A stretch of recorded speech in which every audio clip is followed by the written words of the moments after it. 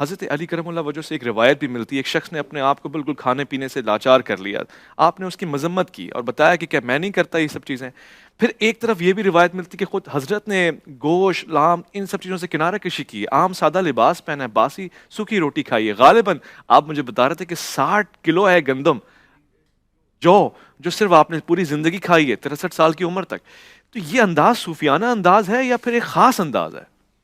حضرت علی علیہ السلام کا جو پہلے تو بات روشن رہے کہ زہد ایک صوفی یا ایک عارف کا پہلا مرحلہ ہے اور اس کا پہلی کلاس ہے اس کی، یعنی زہد کا مفہوم اور زہد تک پہنچنا اور خود کو زاہد کرنا، یہ ایک عارف اور صوفی کا دونوں کا مشترکہ پہلا مرحلہ ہے.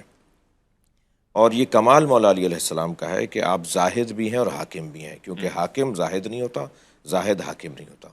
وہ جو آپ مستجمع آپ جو جامع الازداد آپ کی جو ذات ہے نا، یعنی آپ کے ہاں ضدیں جمع ہیں. مولا علی علیہ السلام کے بارے میں اہل دل کا کہنا یہ ہے کہ آپ جامع الازداد تھے، آپ کے اندر ضدیں جمع تھیں. بے شک.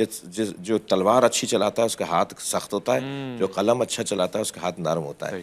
لیکن جہاں تلوار بھی خوب چلے اور ذوالفقار بنے اور جہاں قلم بھی اچھا چلے اور صلح حدیبیہ بنے، وہ علی کا ہاتھ. سبحان اللہ. تو ایسے ہی زاہد ہے تو حاکم نہیں ہے، حاکم ہے تو زاہد نہیں ہے.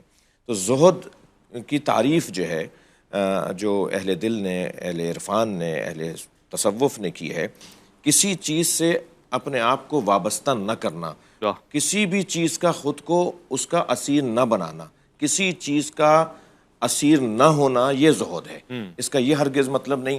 ایک عارف کے پاس ایک شاگرد آیا، مجھے استاد شاگرد بنا لیں.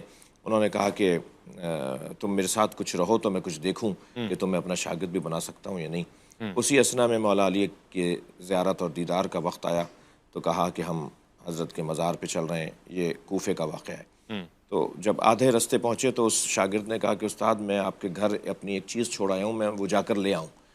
تو استاد نے کہا کہ وہ کیا چیز ہے؟ سید علی قاضی طباطبائی جو حضرت آیت اللہ امام خمینی کے بھی استاد، آیت اللہ بہجت کے بھی استاد، علامہ محمد حسین طباطبائی جیسے عرفاء اور اہل دل اور اہل عرفان کے استاد تھے، ان کا یہ واقعہ ہے. انہوں نے کہا وہ کیا چیز ہے جو رہ گئی میرے گھر؟ کہا کہ وہ کشکول میرا رہ گیا. تو کہا کہ ہم جائیں گے مولا کا دیدار کر کے واپس آئیں گے، کشکول وہیں رہے گا، کوئی نہیں لے گا. کہا نہیں، اس کے بغیر میرا گزارا نہیں ہے. حضرت فرمایا یہی دنیا ہے. اللہ دنیا یعنی اپنی وابستگی کو اتنا شدید کر لینا کہ اس کے بغیر گزارا ہی نہ ہو، اس کے بغیر ہم چل ہی نہ سکیں.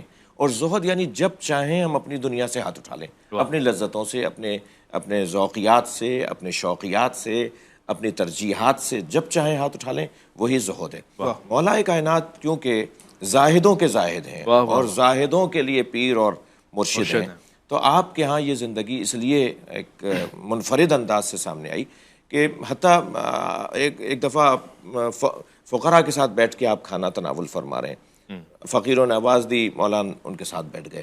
اپنا رومال کھولا جس میں روٹیاں بندھی ہوئی تھیں، تو رومال میں ایک گرہ کھولی، دوسری پہلے تو فقیروں نے کہا آپ ہمارا کھانا کھائیں. حضرت فرمایا مجھ پہ صدقہ حرام ہے، میں اپنی غذا اپنے ساتھ لے کے چلتا ہوں، مگر تمہارے ساتھ بیٹھوں گا ضرور.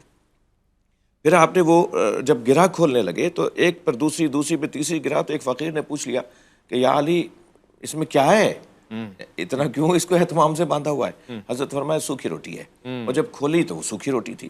تو کہا پھر اتنی گرہیں کیوں لگائیں؟ کہا میں اس لیے اتنی گرہیں لگا دیتا ہوں کہ حسنین اس پہ روغن لگا دیتے ہیں. اللہ اکبر. میں نہیں چاہتا کہ اس پہ روغن لگائے. تو وہ جس انداز سے حضرت تو زہد مولا. اچھا ایک دفعہ فرمایا کہ تم مجھ جیسے نہیں ہو سکتے. جب کسی نے حضرت کی طرح اپنی زندگی کو اپنا لیا تو حضرت فرمایا تم میری طرح نہیں ہو سکتے، تم ان چیزوں کی طرف راغب ہو جاؤ جو چیزیں تمہیں اللہ نے نعمت کے طور پہ دی ہیں.